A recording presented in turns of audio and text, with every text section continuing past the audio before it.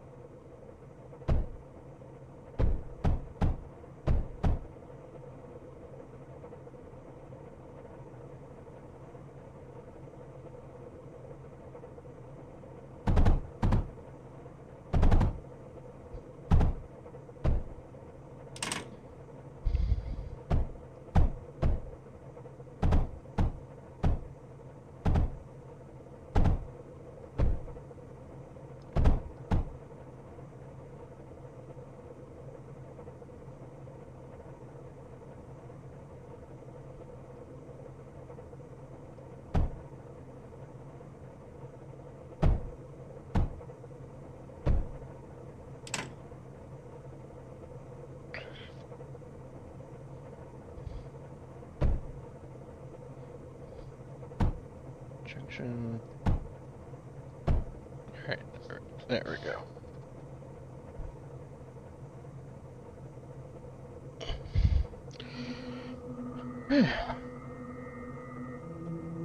Maybe now they'll actually have our ammo.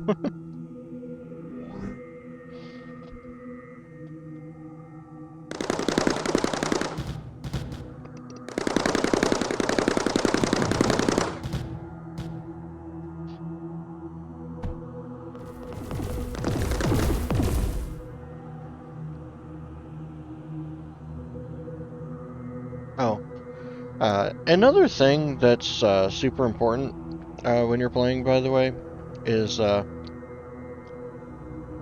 understanding how the AI uses pathfinding to get to the base. The reason why I say that is, in this particular case, the ground units only have one way to get out of this little area. So in this case, right, like you may as well just block it off, walls, fortify it as much as you can. For the most part, not necessarily much reason not to.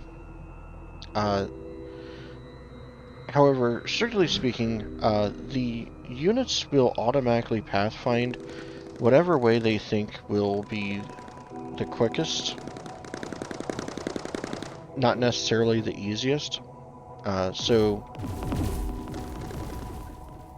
if there is a map where there is 2 possible ways where they can go, if you block off one of the ways with even just copper walls, like just basic copper walls, and the other way, and that's it, like literally just copper walls and nothing else, and then the other way, you have all your turrets and everything else, and you may even have walls, but it's not technically blocked, right? Like, there is an open path to go through there. The enemy will go through the open path right by all your turrets, which can help in setting up defenses faster, as well as, sometimes making it easier too, because sometimes, like, depending on what path you make the enemy go, it can make the map a lot easier to handle.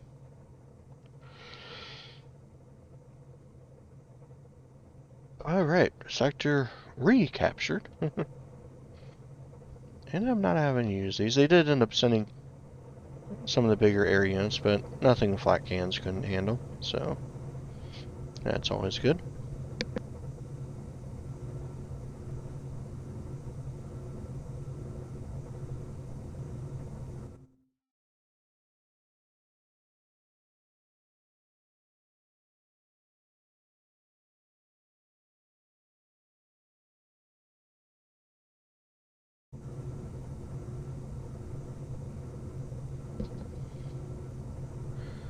Alright.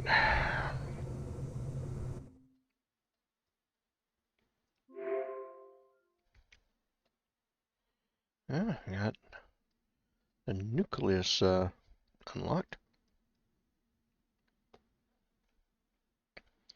Yeah, fun fact by the way, you can actually mine thorium as soon as you unlock the pneumatic drill, ironically enough, because the pneumatic drill cannot mine thorium. It can only mine up to titanium.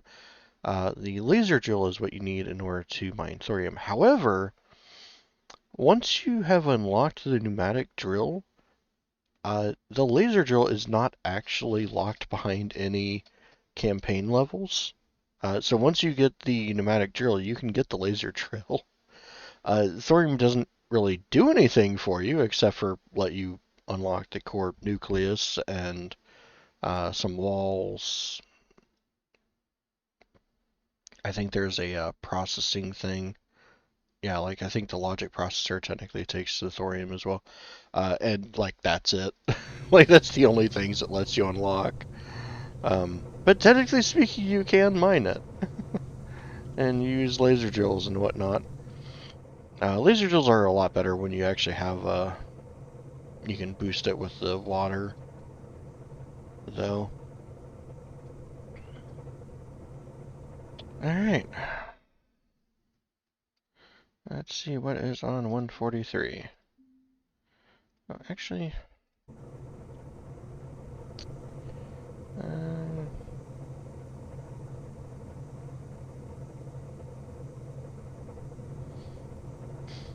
nah, it's fine.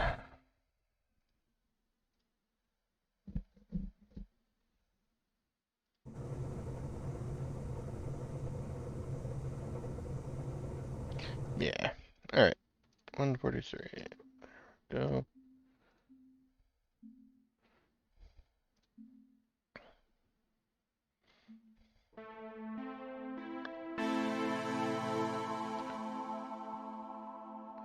Alright, see what's here. No enemy bases. Good, good, excellent. Alright, so I think this is going to be my last map for tonight, though. It's getting kind of late. uh, so this is what I was talking about, though. Like, say I wanted them to go through this little narrow area right here, right? Like, I could technically block off this entire area here with just, like, copper walls, and they would go this long way around. Like, they wouldn't go down here at all. They would pathfind straight across, so they'd never even get to the walls that's actually blocking them.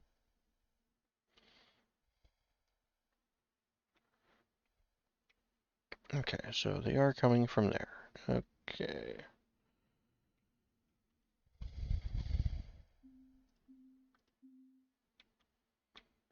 Lots and lots of sand.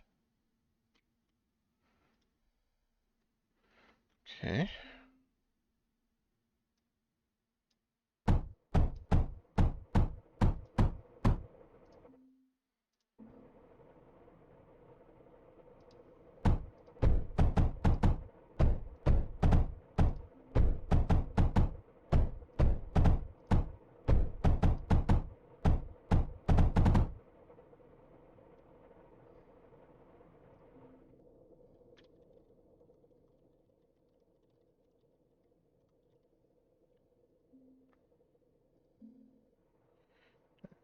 Going to actually change this.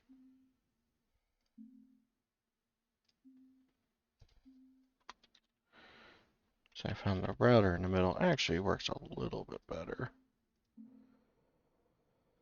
Okay.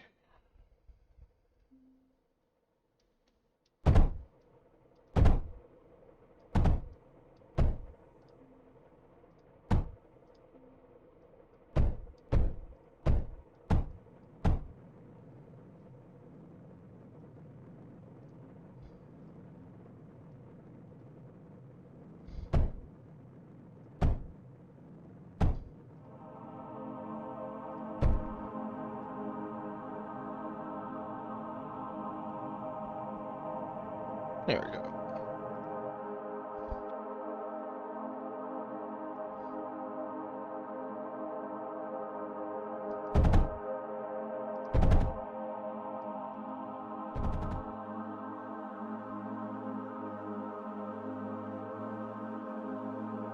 Yeah, right here.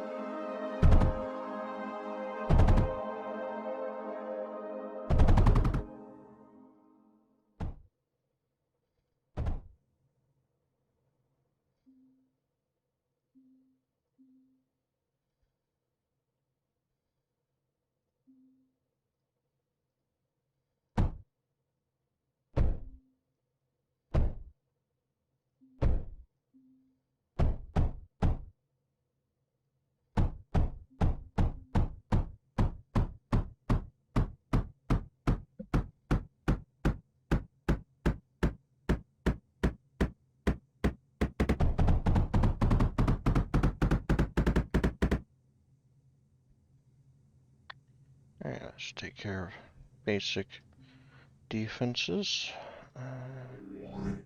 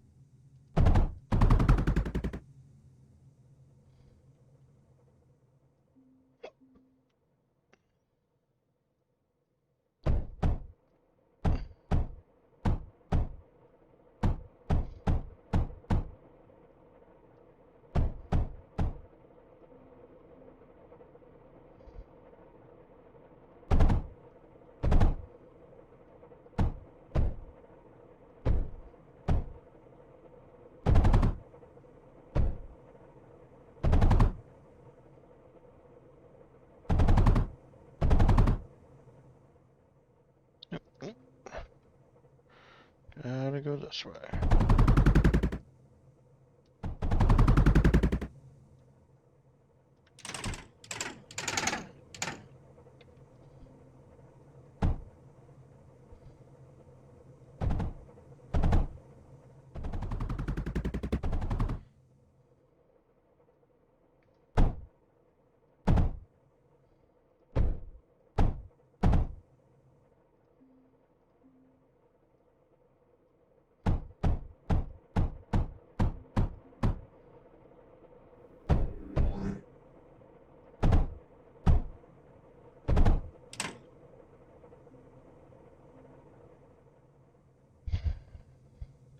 Slide.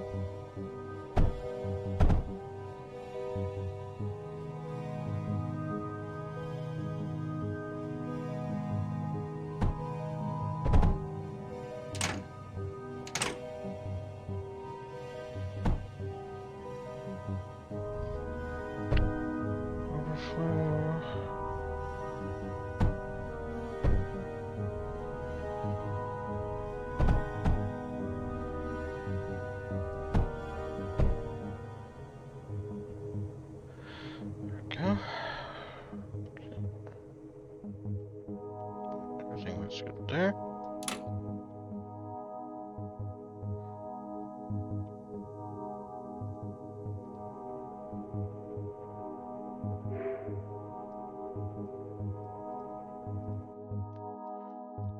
Yeah.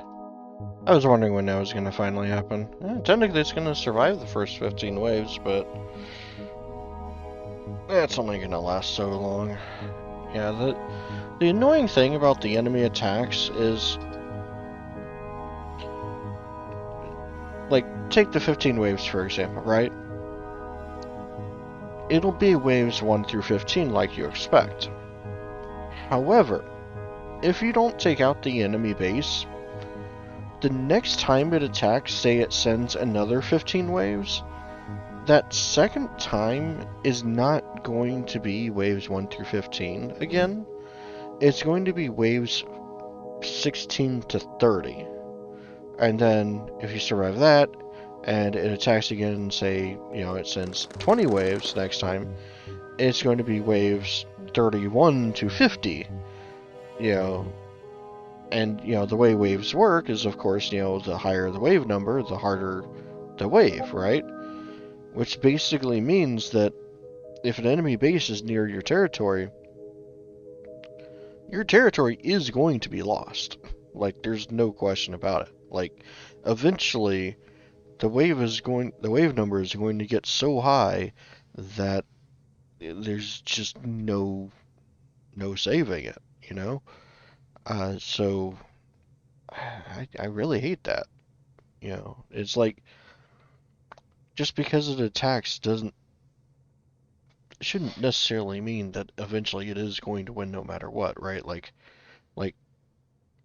if it's a well defended base, it should reflect that, not just, oh, it's just gonna take a little longer. Like, yeah, I don't know how I feel about that. It does force you to actually try to deal with enemy bases, though, so I guess that's probably the point, but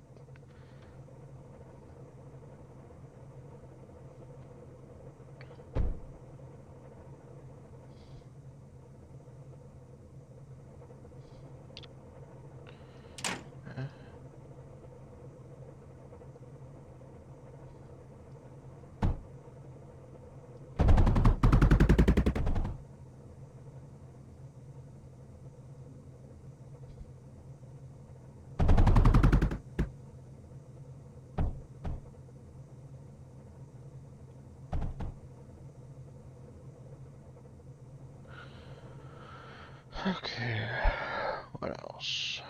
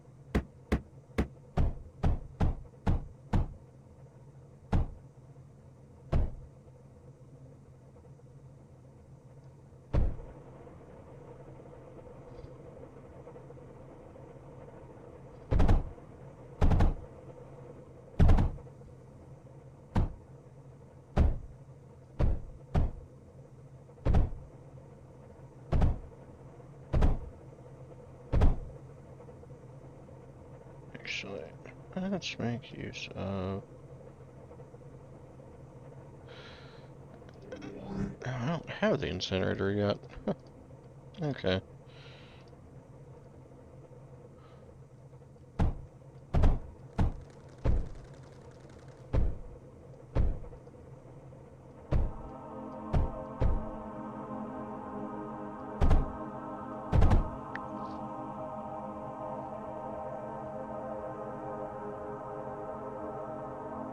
Okay.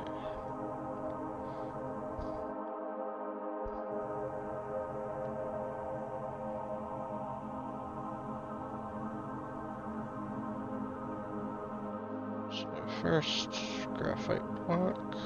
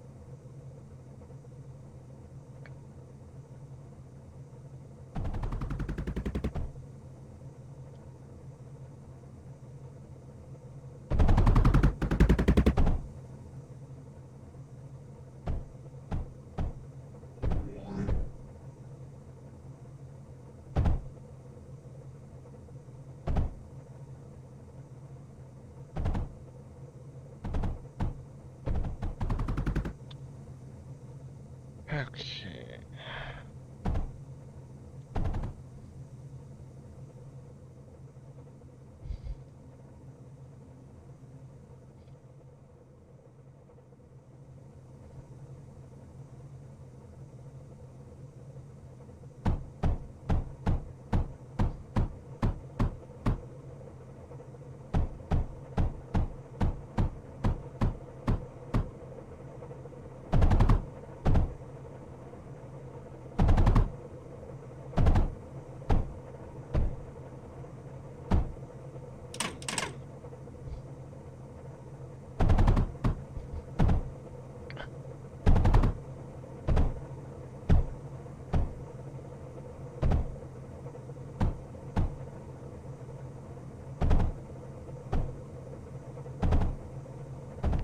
Okay, there's that.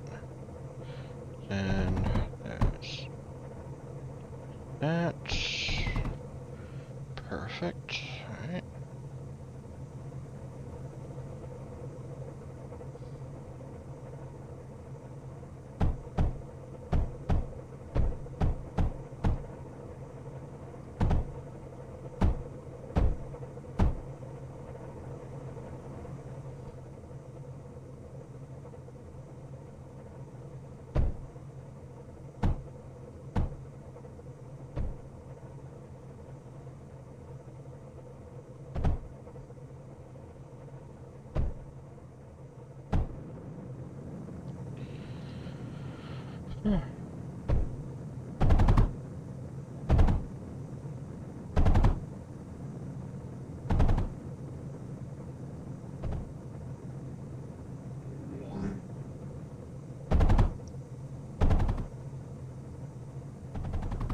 And there we go. There's silicon, there's graphite. I should get resources stocked back up. Alright, now what's left is to finish this. Which is probably not gonna happen if I don't get a little bit heavier defenses.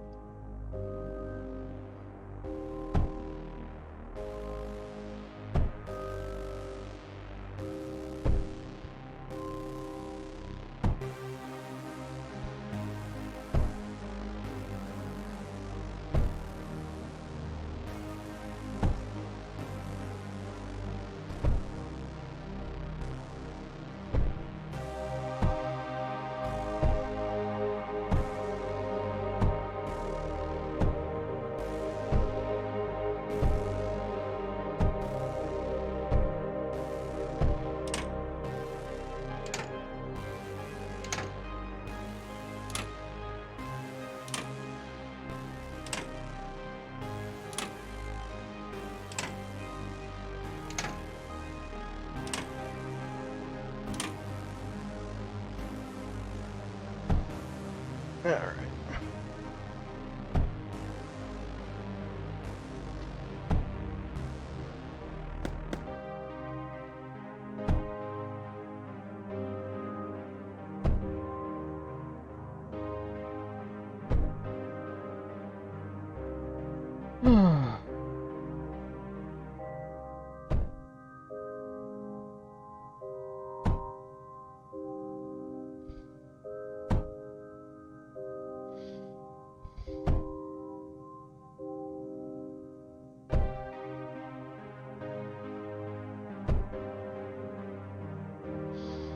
So, anyway, yeah, that's, once these walls are done going up, it should pretty well be it for this map. Okay.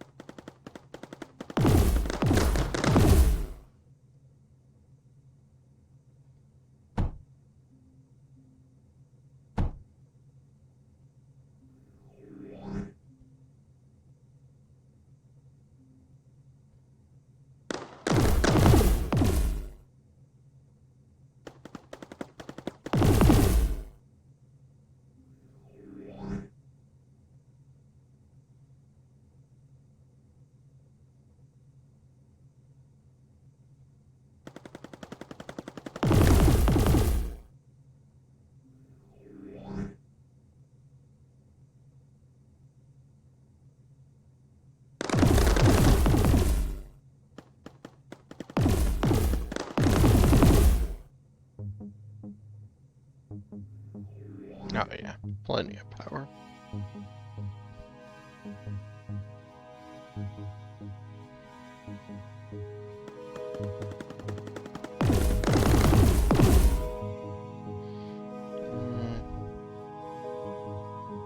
Hitting that particular spot pretty hard.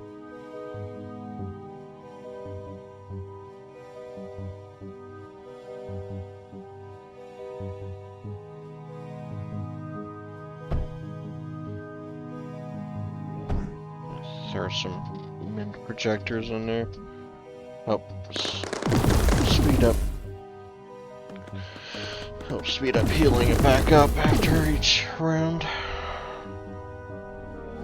When rushing through the waves, that is one thing you always have to be careful of, because typically you have a minute or two, 2.5 between waves where vendors have time to heal things back up to full.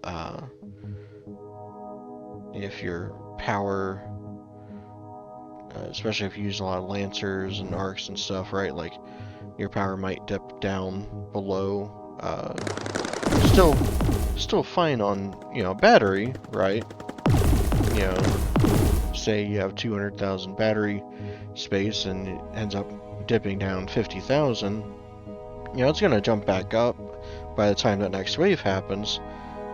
But if you're rushing wave immediately right after another wave, you know, it might not actually be back up that whole 50,000. It might be up, you know, only 10 or 20,000. And if you do so many in a row without letting it build back up, you know, you may wind up finding yourself without power. So it's one thing you always have to be kind of careful with that.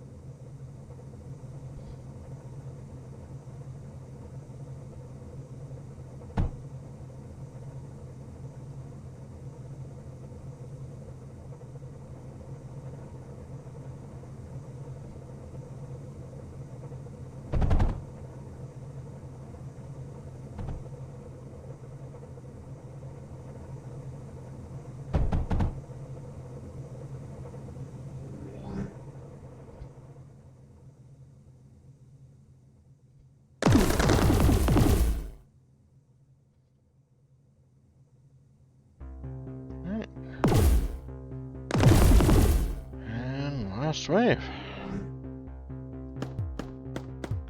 Seems to be liking these, just 3, I believe those are maces. It's like the 3rd or 4th map that the, last wave was a set of 3 maces. I don't know what's up with that. Alright. A little bit closer. 1, 2, 3. So we started off 7 away. 1, 2, 3, 4, 5. So we're officially only 5 away. But more importantly, the this one here was secured, so don't have to worry about the region being cut in half by these 2 bases anymore. Eventually, probably going to lose this one too, but not much I can do about that, unfortunately. Oh, both of those are low.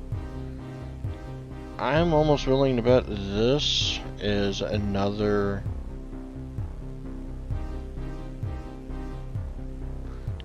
campaign level with these being low. So if that's the case, I'm probably going to want to go here. But either way, that is all. I'm gonna say that's pretty well wraps it up here for tonight. So, with that, I hope you all having a good day, and respectfully, have a good one.